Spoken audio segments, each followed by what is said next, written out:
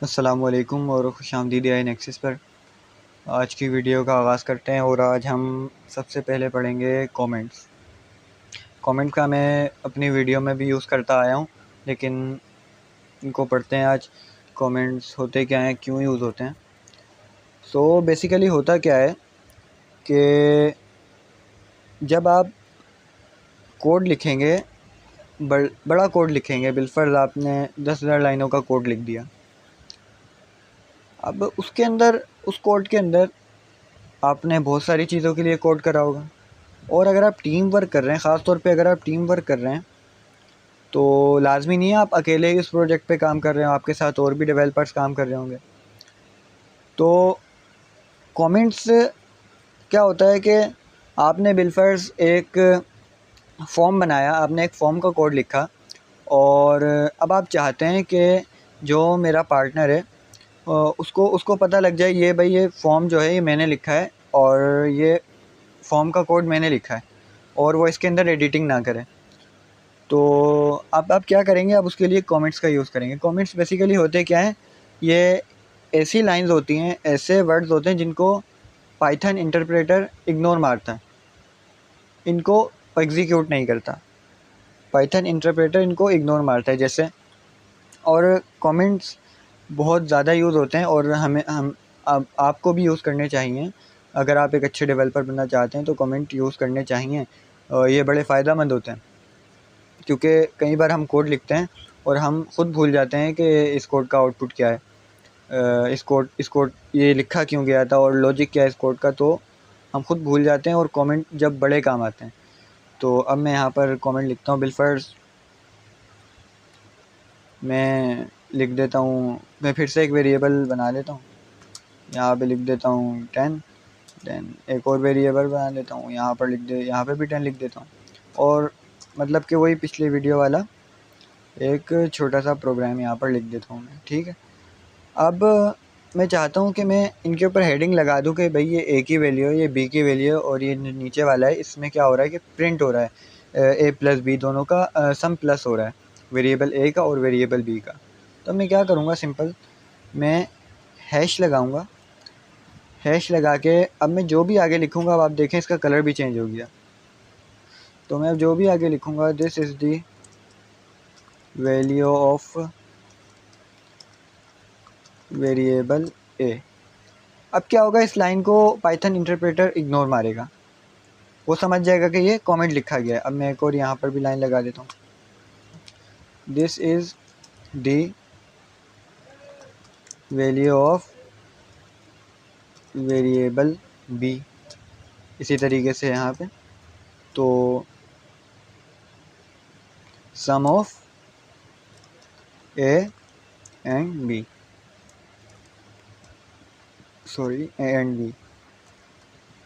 तो अब ये मैंने कमेंट लगा दिए।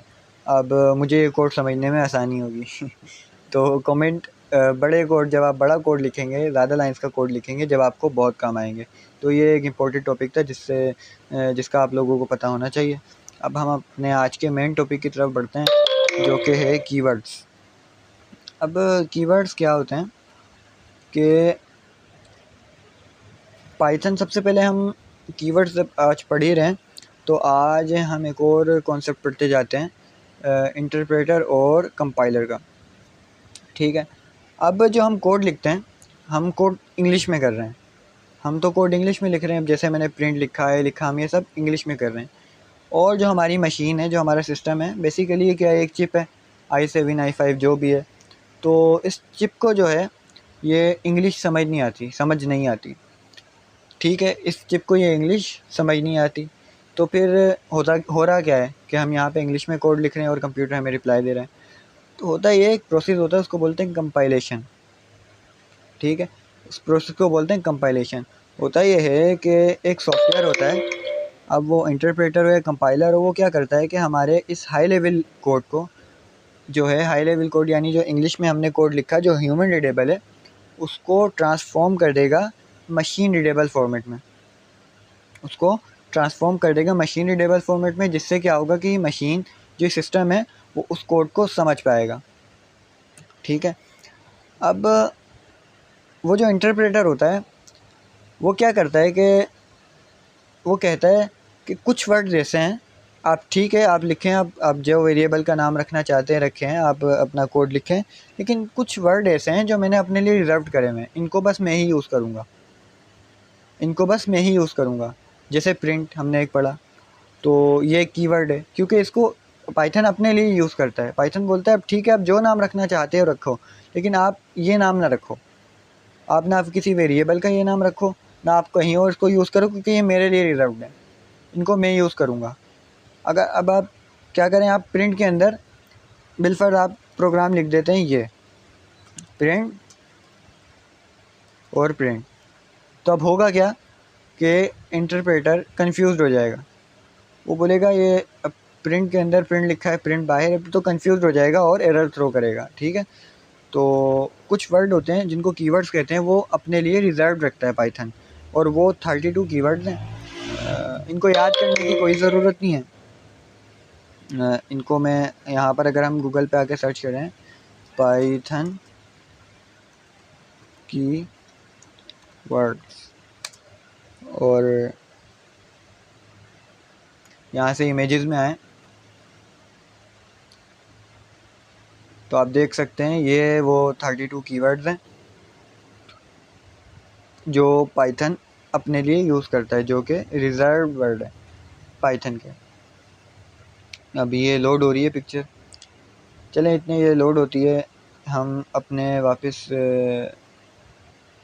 सेल्स पे चलते हैं और इंटरप्रेटर और कंपाइलर वाला जो मैंने एक जुमला बोला इसको थोड़ा और डीपली पढ़ते हैं।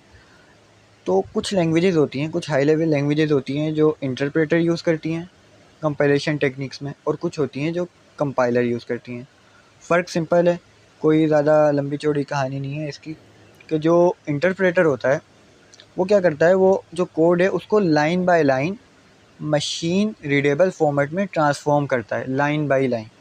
और जो कंपाइलर होता है वो एक साथ पूरे कोड को मशीन रीडेबल फॉर्मेट में ट्रांसफॉर्म करता है। इससे क्या होता है कि जो कंपाइलर है वो फास्ट होता है, इंटरप्रेटर से कंपाइलर फास्ट होता है, और इंटरप्रेटर थोड़ा स्लो होता है क्योंकि ऑब्वियसली वो लाइन बाय लाइन कन्वर्ट कर रहा है और एक पूरा एक साथ ही कन्वर्ट कर रहा है, तो कंपाइलर फास्ट है। कॉमन सेंस की बात है तो पाइथन जो है वो इंटरप्रेटर यूज़ करती है, पाइथन इंटरप्रेटर एज आ कंपाइलेशन टेक्निक यूज़ करती है। तो पाइथन के जो इंटरप्रेटर है उसके लिए ये रिजर्व वर्ड है। और लोड हो गई होगी पिक्चर, ये देखें अब इसके अंदर आपको फॉल्स दिख रहा है, और हमने क्या क्या पढ़ा इसके अंदर, ट्रू दिख रहा है, और इसी तरीके से और तो कोई ऐसे खैर ऐसे लफ्ज़ हैं नहीं जो हमने अभी पढ़े हों। बहरहाल इन लफ्ज़ को याद करने की भी कोई ज़रूरत नहीं है, तो ये कीवर्ड्स कहलाते हैं। ठीक है, आई होप आपको कॉन्सेप्ट समझ आ गया होगा कीवर्ड्स का। तो मिलते हैं फिर नेक्स्ट वीडियो में, जब तक के लिए अल्लाह हाफ़िज़, अपना ध्यान रखिएगा।